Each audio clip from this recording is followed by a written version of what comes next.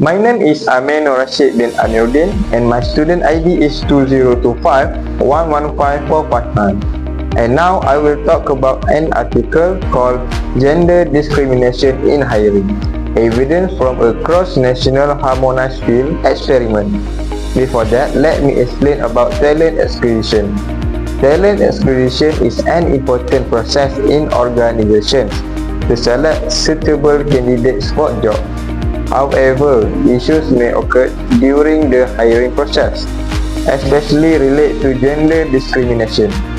In the past, women were often seen as disadvantaged in the labor market, but recent change shows improvement such as higher education level and increased participation of women in the workforce.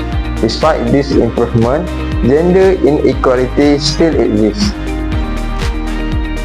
A study published in the European Sociological Review involves 6 countries, which is Germany, Netherlands, Norway, Spain, the United Kingdom and the United States, where researchers submit over 21,000 job applications to directly test for gender discrimination.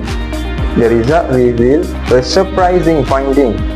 There was no evidence of discrimination against women in any of these countries at the callback stage. Instead, evidence of discrimination was detected against men in Germany, Netherlands, Spain and the United Kingdom, particularly when they applied for female-dominated occupations. Meanwhile, labor market in Norway and the United States were found to be more neutral with no significant gender discrimination, suggesting that among young applications, the factor of gender to job fit now influences employer decision more than general discrimination against women. There are several factors contribute to these discriminatory patterns, shaping the decision-making process during the initial stages of hiring. First, gender stereotypes and job types influence how employers choose candidates, as they often believe certain jobs are more suitable for a specific gender, such as assuming a woman is a better fit for a receptionist role due to perceived warmth. This is linked to statistical discrimination where employers may use general information about gender to make decisions instead of evaluating individuals based on their actual ability. This stands in stark contrast to the finding in discrimination against women in hiring, which examines the Egyptian labor market.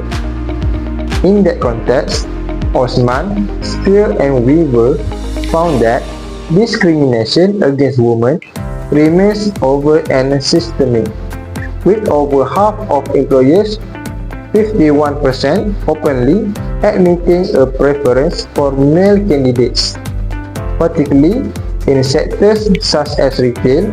In addition, uncertainty in hiring also contributes to this issue, because employers cannot fully know how well an applicant will perform in the future, leading them to use gender as a shortcut. Due to the factors, organizations face several critical effects, including gender differences in hiring outcomes, where male applicants receive fewer callbacks in female-dominated occupations, such as preschool teaching. This stems from job matching based on gender, where employers prioritize candidates who fit gender expectations for specific roles, while bias is most significant in specialized or gender-skewed roles. Article Discrimination Against Women in Hiring highlights a more severe consequence, a significant decline in workforce quality. By intentionally narrowing the talent pool to prioritize one gender. Firms bypass more competent applicants, which compromise organizational productivity and leads to the hiring of lower quality talent. Furthermore, the lack of social stigma in certain regions leads to the normalization of overt discrimination, particularly in sectors like retail, creating a persistent barrier to equitable talent distribution. This will lead to some disadvantage that will affect the organization. The first disadvantage is unequal treatment in hiring, where gender influences decisions instead of qualifications. For example, in Malaysia, a male candidate might be ignored for an human resource role because people assume women are better at soft skills. Another disadvantage is job allocation based on gender, where people are placed into roles based on expectations, such as Malaysian firms hiring men for heavy engineering while placing women in office support. This issue also leads to the continuation of gender patterns in the labor market.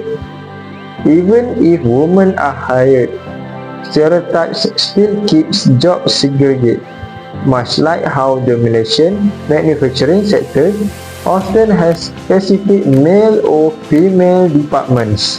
The article Discrimination Against Women in Hiring expand on these disadvantages by providing evidence of a direct hit to organizational productivity.